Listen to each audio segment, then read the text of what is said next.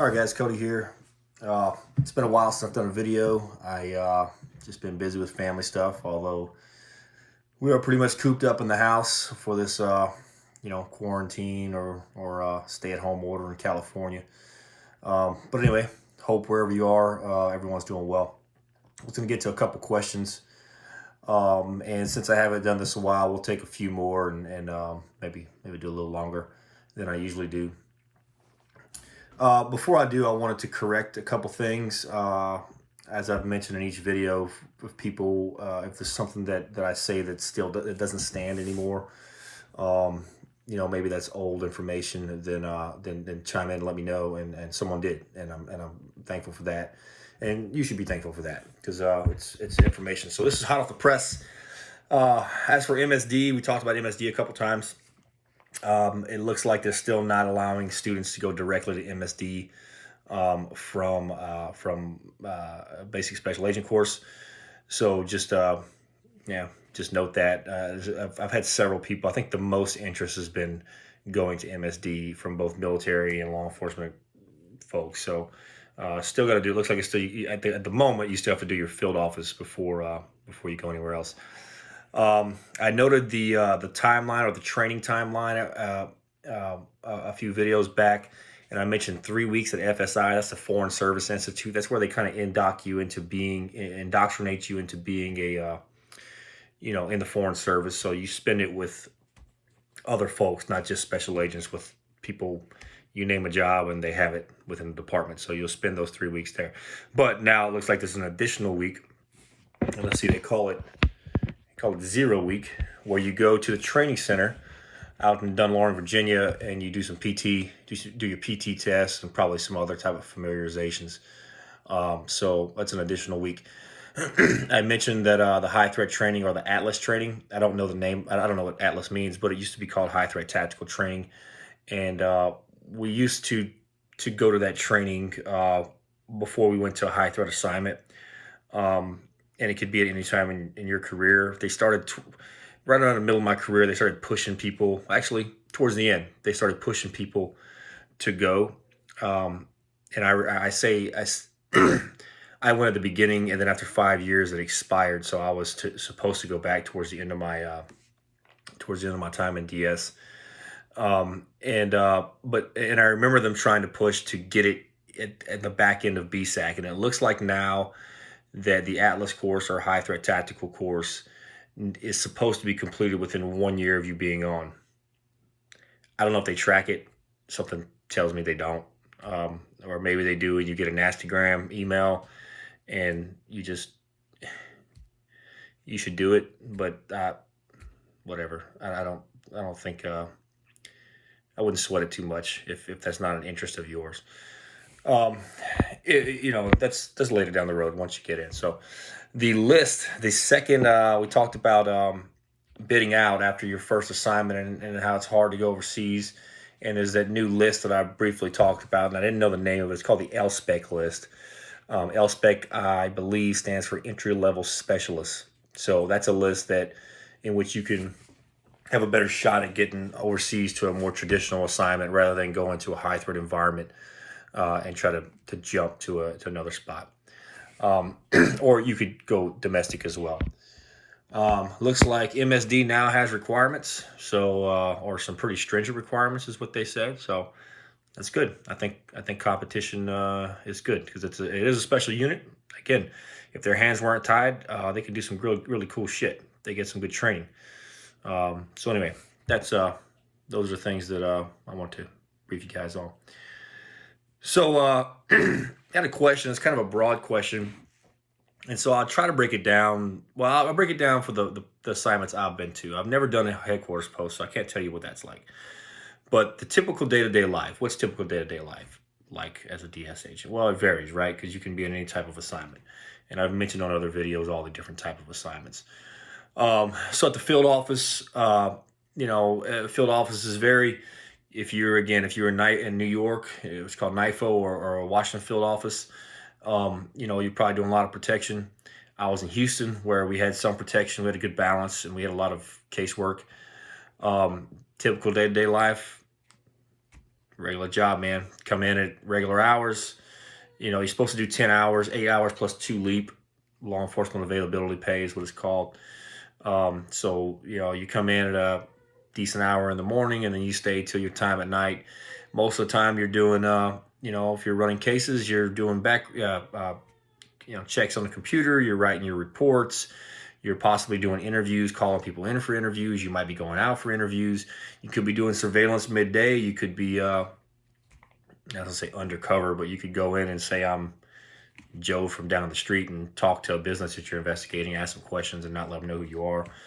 So there's a number of things you could do in your day-to-day life as at a field office. And a lot of it depends on who the bosses are, who your superiors are.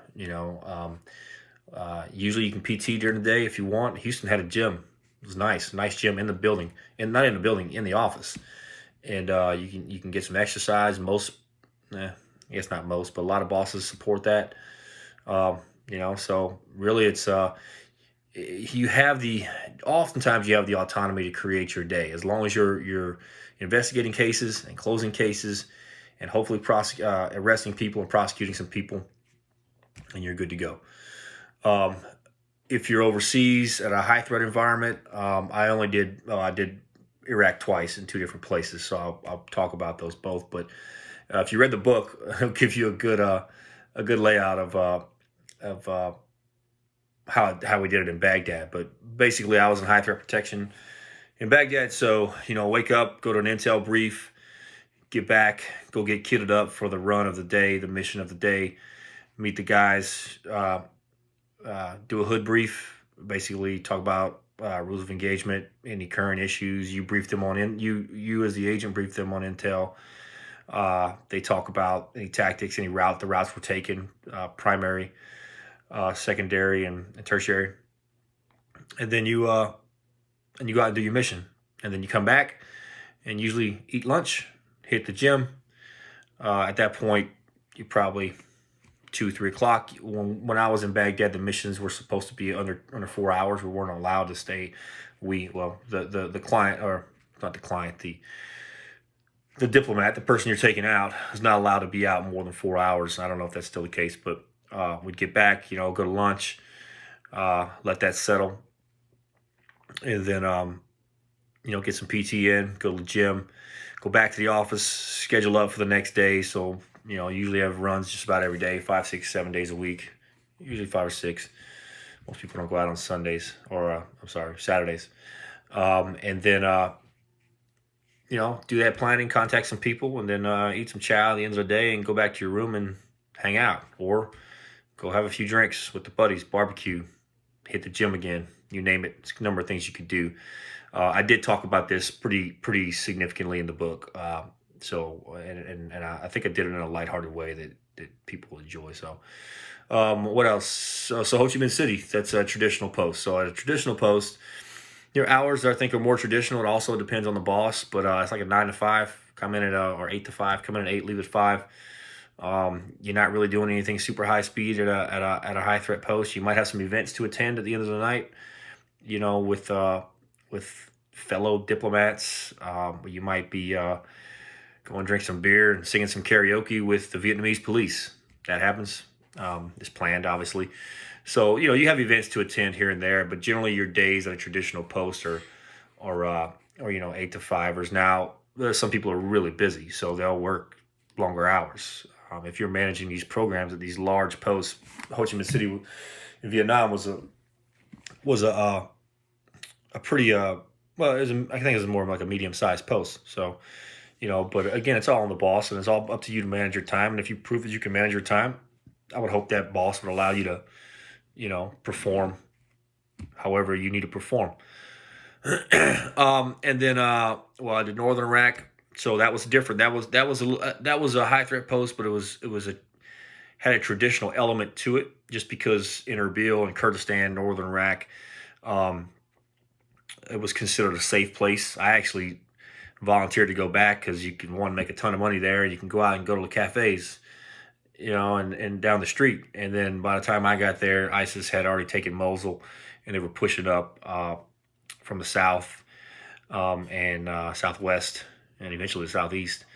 And so all that was shut down. But so those days were pretty long, similar to Baghdad, except a lot smaller, and certainly didn't have the facilities that Baghdad had. But on those days, I'd wake up and go in the office. I'd be in the office by 7:30. Usually get some chow in the morning. They had a couple restaurants on compound, Iraqi restaurants. They tried to cook Western food. They did a pretty good job. And then you do your work. You might at that time I had managed the protective operations unit, so I had promoted, and I had six mobile teams that I was responsible for. Five, again, this is in the book, but 5 IPD, independent protection details, regular diplomats, and then the consul general's detail, which is the equivalent at a consulate to ambassador's protection detail. So I oversaw those. Also had personnel recovery. And that kept us busy, particularly around the was October timeframe when the Kayla Mueller event happened, and I had to go interview some hostages, former hostages, ISIS hostages, and those days, I mean, they vary, but again, you can always get your chow in, you get your workout in, and you kind of make your own hours as long as you're providing. You're proving that you're doing your job. It's not much of an issue. And you find your little ways to kind of keep yourself sane in these places. Baghdad wasn't hard because there's so many people. Erbil was smaller, and I used to take a lap around the embassy compound every day at like 1400, and I get a freaking Monster energy drink with a couple other guys. We just walk around and talk shit for an hour to kind of break the day up. So it's different things you can do. Then I came to San Diego, and that was my last assignment, and it was really slow here. It wasn't a lot of work. I had 6 cases. None of them were worth a damn. I did a few protection details, but and then so the RAC is a subset of the field office. The RAC is in the resident. It's the RAC is a person. It's a title, a resident agent in charge, but it's also a subset of a field office. So we had maybe 10 agents, and I show up 8, 9 o'clock, leave at 3. Sometimes if I had to work late, there's a couple times I do surveillance early or late, and made a couple of arrests out here in San Diego. Worked on the border here and there, but we had some guys who were assigned there primarily. So it was pretty easy. In DS, they say it's a sink or swim thing, and I would agree that it is. You kind of get in, you build. They call it actually your corridor reputation, like the corridors down the freaking main state. And whether you call that or not, it's pretty. I think it's pretty legit in that you build kind of a name for yourself, and it's a small organization, and people know who you are. And when you get to the office, you prove yourself, and then you have that autonomy, and you again, considering which boss you have, but you prove yourself and do your thing, and you'll be able to kind of make whatever day your day however you need it to be. So that's it. Typical day-to-day life. I took like freaking 10 minutes on that. But now you kind of have, because I've done like just about every type of post except for a really big post or a headquarters tour. Within my short time, my little over 9 years in. Ways to de-stress. Yeah, a lot of ways to de-stress. I mentioned earlier walking around the compound, drinking a Monster, talking with the fellas. I guess is another thing where it just depends on your environment. It's not too stressful of a job. I'm being quite honest with you. I mean, there are times, in Iraq where you have stressful situations. In Erbil, in particular, when ISIS pushed up to 8 miles away, we had to eventually evac the embassy, the consulate, and we got attacked there. There's a V-bid that hit the gate. That was parked outside the gate and exploded. So there's things that can be stressful, but generally your typical day-to-day life as a DS agent is not so stressful unless you got a shitty fucking boss. Then it might be stressful. So. Ways to de-stress, just typical shit. Work out, drink. That's what I do, and worked out fine for me. So, ways to stand out. And I think I'd have to go back to the question and wherever I got the question. I know who I got it from, but I forget. Oh, it's on Facebook. But I don't recall if the question was ways to stand out, like for the interview or in general. So for the interview, you know, it's just so competitive, man. It's just there's so many different things you could do to stand out. But like the people that are coming here generally have a pretty significant background. Not always, but a good background. I think one of the better ways to stand out, because you got to convince people, is be articulate. If you can be articulate and well rounded and know a lot about or a little about a lot, you'll be fine in the interview process, right? Look at everything from world events to just basic functioning of government and how it functions, and be able to articulate that. And if somebody asks you a question in the interview and you know, uh, you have to kind of shoot from the hip, formulate an argument and articulate it. The more eloquent, uh, the more better you speak. I don't know how I got through, but the better you speak, the more eloquent you are. Then I think that would help you stand out. How do you stand out just as a regular agent? Easy. Don't be a douchebag. Do your job. Um, there's plenty of by far majority are good freaking dudes and girls, but there's plenty of turds out there, and they'll spot you pretty quick, and your name will get around. And you know, that's one way to stand out in a negative way. Otherwise, do your job. Uh, be cool with everyone. Um, of course, you have values and morals and stuff. So if you really are passionate about something, do that. But I would say one thing don't do is don't. Everybody kind of comes out of training, or at least when I were going through, we all had the freaking sunglasses and like the cool sunglasses, and we had the man. It was the vest where you cut off. They're cut off on the sides. Like the North Face vests, and that was like the thing we saw other agents do, and I think it was kind of douchey. But I didn't then. I thought it was cool then. But looking back, as you become more experienced, like, well, we don't even wear that, right? Usually, at a field office, if you're not wearing a sport coat or something, you're wearing just like a short sleeve button down. It covers your weapon. Um, but what I would say is don't act like you're the freaking coolest guy on the block, and that come out with your big A-frame Oakleys, and you're just as trained as anyone else in DS. And if you consider former careers, there's probably someone that's better trained than you. It's just all there is to it. So acting like you're a freaking badass is not going to get you anywhere. So I would say just be cool, be good to people, treat people with respect, help out when you can, definitely step up, volunteer, and volunteer for everything, especially at the field office. Just do it. And if you're single, you have no hangups, the field office, do everything you can. That's what I did. I had a freaking blast, and I made extra money doing it. But just be cool with people, and do what's right, and that's a way to stand out. So I'm pushing 20 minutes. I think I'm almost at my longest video. I got a bunch of other questions here that'll probably take too long to talk about, so we'll call it a day. But I hope to be back sooner than later. I know I took some time off. I've been getting good feedback from those of you that are watching the videos. So keep it coming. Let me know what else you want to talk about. It's possible I missed stuff because I'm getting it in Facebook,